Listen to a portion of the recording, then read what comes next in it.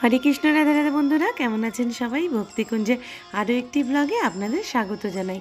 আজকে চলে এসেছি মায়াপুরে। অনেক কদিন থেকেই ভাবছিলাম যে মায়াপুরে আসব। বেশ কিছুদিন থেকে মায়াপুরে আসা হয়নি আমাদের। গৌর পূর্ণিমাতেও আসতে পারিনি এবার। আর আরিয়ানের বাবারও দুদিন স্কুল ছুটি, তাই ভাবলাম যে যাই একটু ঘুরে আসি। আর আরিয়ানও কদিন থেকে খুব ব্যস্ত হয়েছে, বলছে এবার কিন্তু দুদিন স্কুল ছুটি থাকবে, তখন মায়াপুর থেকে ঘুরে আসব। তো তার জন্য মায়াপুরে চলে এসেছি। আর আমাদের বাড়ির থেকে তো মায়াপুরটা খুব একটা দূরে না, মোটামুটি 2 ঘন্টার মধ্যে পৌঁছে যাওয়া যায়। আমরা মোটামুটি 12টা নাগাদ এখানে পৌঁছে গেছি আর গীতা ভবনে রুম নিয়ে নিয়েছি। তো রুমের কিন্তু খুব ক্রাইসিস এখন। আর সামনেই রামনবমী, এই জন্য অনেক নন বেঙ্গলি ভক্তরা এখানে চলে এসেছে মায়াপুরে। তো রুম যাই হোক, প্রথমে ভেবেছিলাম মনে হয় পাবো না, তো একটা রুম আমরা পেয়ে গেছি গীতা ভবনে, তার জন্য আসতে পেরেছি। আজকের দিনটা থাকবো, আবার কালকে ফিরে যাব বাড়িতে। তো যাই হোক, এখন গীতা ভবন রুম পেয়েছি, ওখান থেকে লাগেজ রেখে স্নান টান সেরে এখন চলে যাচ্ছি প্রসাদ পেতে। আজকে যশোদান ভবনে প্রসাদ পাবো। তো এখানে কিন্তু প্রসাদের কুপন খুবই সীমিত। তো যাই হোক, আজকে আমরা কিন্তু এখানে প্রসাদের কুপন পেয়ে গেছি, তার জন্য আজকে যশোদান ভবন থেকে প্রসাদ পাবো। আজকের ব্লগটা সম্পূর্ণ দেখতে থাকুন, আশা করি আপনাদের খুব ভালো লাগবে। মায়াপুরে তো অনেক জায়গায় প্রসাদের ব্যবস্থা আছে, যেমন গীতা ভবন, গদা ভবন, সুলভ কিচেন, অন্নদান কমপ্লেক্স, তারপরে গোবিন্দাসের মতন রেস্টুরেন্ট তো রয়েইছে। তো যাই হোক, আজকে আমরা যশোদান ভবনে প্রসাদ পাবো। এই যে দেখতে পাচ্ছেন এই বিল্ডিংটা, এটাই হলো যশোদান ভবন। এখানে এসি রুমের ভেতরে বসিয়ে প্রসাদ পাওয়ানো হয়। তো আজকে আপনাদের সাথে শেয়ার করছি, চলুন আমরাও যাচ্ছি এখন প্রসাদ পেতে। আমরা চলে এসেছি এখন যশোদান ভবনে, আমরা এখন প্রসাদ পেতে যাচ্ছি। আপনারাও আমাদের সাথে চলুন। আমরা এখন বসে পড়লাম প্রসাদ পেতে। এই যে দেখতে পাচ্ছেন আমাদের প্রসাদের থালা চলে এসেছে, আর কতগুলো বাটি দেখতে পাচ্ছেন তো, আর কত রকমের আইটেম। এখানে 7টা বাটি আছে, তার সাথে অন্ন, রুটি, স্যালাড, তারপর এখানে আছে বেগুনি। প্রসাদের থালাটা এত সুন্দর করে সাজিয়ে দিয়েছে, দেখেই মনটা ভরে গেল। আর দেখতে পাচ্ছেন এদিকে আরিয়ান প্রসাদ পাচ্ছে। আর এখানে কী কী আইটেম আছে সেগুলো আপনাদের আগে বলে দিই। এখানে প্রসাদের আইটেমে আছে হচ্ছে ডাল, তার সাথে আছে আলুর দম, ইঁচড় কষা, বেগুনি, স্যালাড, চাটনি, পাঁপড়, তার সাথে আছে রুটিও ছিল, তার সাথে আবার এখানে ছোলা পনির দিয়ে একটা সবজি করেছে, খুব সুন্দর ছিল সবজিটা। তার সাথে পায়েস, তারপর হচ্ছে এখানে একটা গোলাপ জামুনের মতন একটা বড় মিষ্টি ছিল। তো যাই হোক, সব মিলিয়ে কিন্তু প্রসাদটা খুবই সুন্দর, টেস্টি, প্রত্যেকটা আইটেমই খুব সুন্দর। একদম গরম গরম সব কিছুই সার্ভ করা হয় এখানে। এত সুন্দর গরম গরম প্রসাদ, সত্যি মানে ভীষণই ভালো লাগলো আমাদের এখানে প্রসাদ পেয়ে। আর প্রত্যেকটা আইটেম তো বললামই খুবই টেস্টি। আর ভগবানের প্রসাদ তো এমনিতেই টেস্টি, সেটা আর বলার কিছু নেই। তো আর বেগুনিটা যেটা দিয়েছিল একদম গরম মুচমুচে। তো সব মিলিয়ে কিন্তু ব্যাপারটা খুবই সুন্দর। এখানে আমি আগে প্রসাদ পেয়েছিলাম, কিন্তু আরিয়ানের বাবা এর আগে প্রসাদ পায়নি, তাই ভাবলাম পয়লা বৈশাখের সময় 3জন মিলে যখন এসেছি এখানেই আজকে প্রসাদ পাই। আর আরিয়ানও আগে থেকে বলে রেখেছিল যে মাম্মা এবার মায়াপুরে গেলে লাঞ্চ প্রসাদমটা কিন্তু যশোদান ভবন থেকেই করব। তো যাই হোক, আমরা এখানে কুপনটাও পেয়ে গিয়েছিলাম, তাই আজকে আমরা 3জন মিলে এখান থেকে প্রসাদ পাচ্ছি। তো দেখতে পাচ্ছেন আমার থালা একদম পরিষ্কার, আমি প্রসাদ পেয়েছি। আর ভগবানের প্রসাদ একদম নষ্ট করতে হয় না, আমি পরিষ্কার করে প্রসাদ পেয়েছি। তো আমাদের খাওয়া দাওয়া হয়ে গেছে, আমরা এখন চলে যাচ্ছি আমাদের রুমে। আর বাইরেটা প্রচণ্ড গরম, এই দুপুরবেলাটা মানে একদম রুমের থেকে বেরোনো যাচ্ছে না। আবার একটু রোদের তাপটা কমলে বিকেলের দিকে আবার বেরোবো। এখন চলে যাচ্ছি রুমে। এখন বিকেল 4:30 মতো বেজে গেছে। আর প্রসাদ পাওয়ার পর আমরা রুমে গিয়ে একটু রেস্ট নিয়ে এখন রেডি হয়ে চলে এসেছি এখানে মায়াপুরে। এখন একটু ঘোরাঘুরি করব, কারণ মায়াপুরে এলে না একদমই রুমে থাকতে ভালো লাগে না। যতক্ষণ থাকবো মনে হয় একটু এই মন্দির দর্শন, ভগবানের দর্শন এসবই করব। বিকেলে এখানে দেখতে পাচ্ছেন গণিতাইকে নিয়ে কীর্তন করছেন বিদেশি প্রভুজি মাতাজিরা, তার সাথে দেখুন কত মাতাজিরা এখানে নৃত্য করছেন। আর এটা কিন্তু আমার মায়াপুরে এলে খুবই ভালো লাগে। এই কীর্তনে আমি মানে বিকেল থেকে এখানে সন্ধ্যা পর্যন্ত হয় এই কীর্তনটা গণিতাইকে নিয়ে। তো আমি কিন্তু যতবারই মায়াপুরে আসি এই কীর্তনটা আমার খুবই ভালো লাগে। এখানে এসে আমি এই কীর্তনটা শুনি, তো আমার ভীষণই ভালো লাগে। তো আমি এখানে চলে এসেছি, আমি এখন এই কীর্তনটা শুনছি, তো আপনারা দর্শন করুন।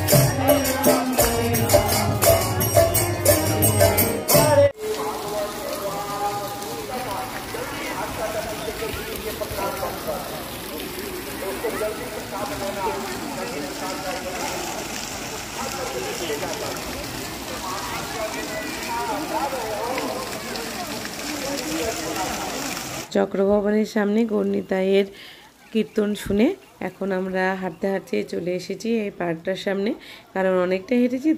তো আরিয়ানের একটু পাটা ব্যথা হয়ে গেছিলো, বললো মাম্মা এখানে একটু বসবো, তার জন্য আমি আর আরিয়ান এখানে একটু এসে বসলাম। এখানে একটু বসে তারপর একদম চলে যাব মন্দিরে, কারণ মন্দিরে সন্ধ্যা আরতির টাইম হয়ে যাচ্ছে, তো ওখানে সন্ধ্যা আরতি দর্শন করব।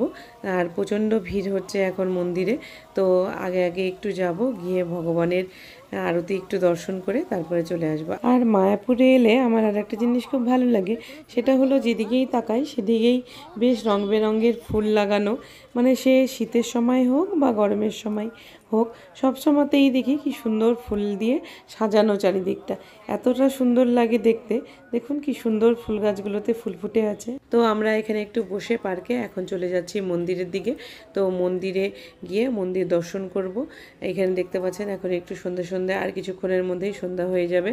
আর যেহেতু খুবই ভিড় হয় এখন এই সন্ধ্যের টাইমটা, মায়াপুরের মন্দিরের ভেতরে সন্ধ্যা আরতির সময়তে ভীষণই ভিড় হয়, ওই জন্য আমরা এখন একটু আস্তে আস্তে মন্দিরের দিকে চলে যাচ্ছি।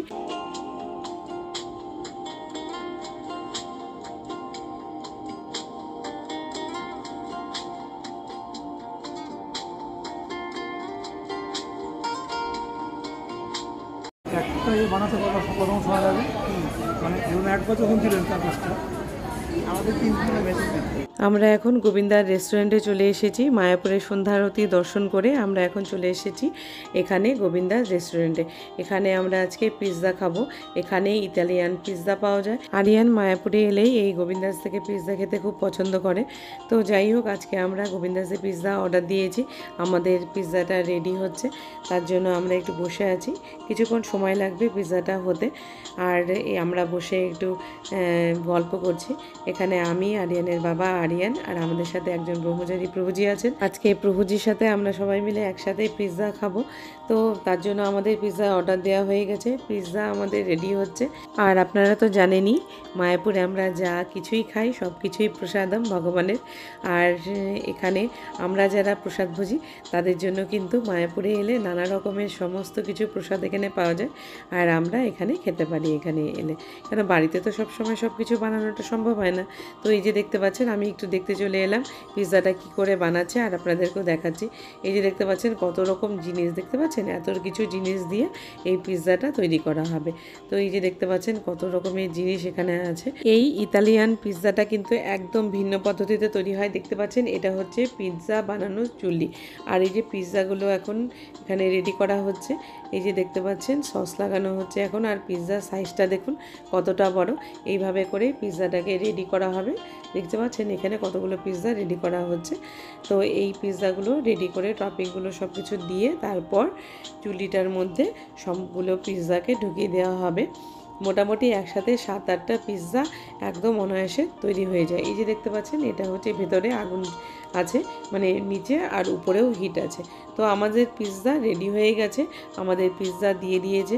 তো আমরা এখন পিৎজা খাবো। এই যে দেখতে পাচ্ছেন কত বড় সাইজের পিৎজা, আর পিৎজাটা দেখতে পাচ্ছেন কি সুন্দর হয়েছে। আপনারা যখন কোনো সময় মায়াপুরে আসবেন তো অবশ্যই এখানে গোবিন্দায় একবার পিৎজা খেয়ে দেখবেন, আপনাদেরও খুব ভালো লাগবে। আমার তো ভীষণ ভালো লাগে এখানে পিৎজাটা খেতে। আর এরকম ভেজ পিৎজা তো সবসময় সব জায়গাতে পাওয়া যায় না। তো আমরা যারা প্রসাদ বুঝি তাদের কিন্তু পিৎজা হয়তো বাড়িতে বানাতে হয়, না হলে আমরা মায়াপুরে এলে পরে এখানে আমরা গোবিন্দাসের পিৎজা খেতে পারি। তো দেখতে পাচ্ছেন পিৎজাটা ভীষণ সুন্দরভাবে তৈরি হয়েছে। এখন আমরা পিৎজাটা খাবো।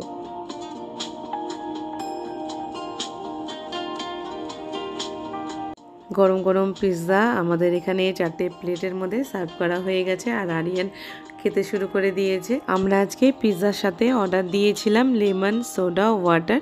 তো এই গরমের সময়তে পিৎজার সাথে এই লেমন সোডা ওয়াটারটা আমি আর আরিয়ান দুজনই খেতে কিন্তু খুব ভালোবাসি, তাই অর্ডারটা দিয়েছিলাম।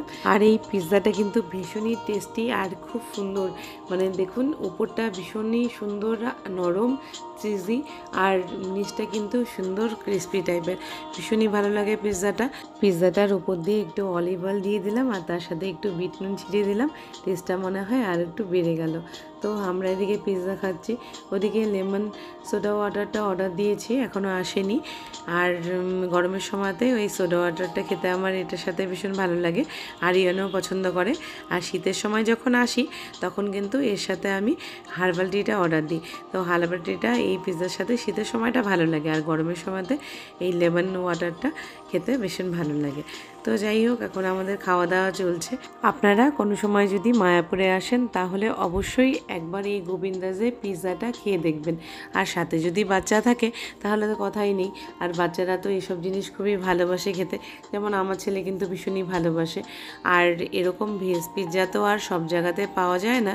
আর আমরা যারা প্রসাদভোজী মানুষ তারা তো ধরুন বাড়িতে বানাতে হবে খেতে গেলে, আর বাড়িতে তো সবসময়তে বানানোটা সম্ভব হয়ে ওঠে না। তাও আমি মাঝে সাঝে বানাই আরিয়ানের জন্য। আর এখানে এলে পরে আরিয়ান এই পিৎজাটা খেতে খুব ভালোবাসে, তাই আমরা যতবার আসি প্রায় এখানে এই পিৎজাটা আমাদের খাওয়া হয়। তো বন্ধুরা, মায়াপুরে এসে দুপুরের লাঞ্চ থেকে শুরু করে রাত্রেবেলা ডিনার পর্যন্ত আপনাদের সাথে শেয়ার করলাম।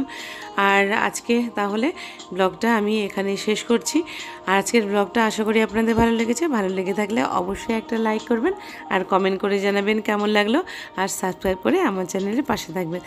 তাহলে আর একটা নতুন ব্লগ নিয়ে আপনাদের সাথে আবার খুব তাড়াতাড়ি আমার দেখা হবে। ততক্ষণের জন্য আপনারা খুব ভালো থাকবেন এবং সুস্থ থাকবেন। ততক্ষণের জন্য সবাইকে হরে কৃষ্ণ, রাধে রাধে।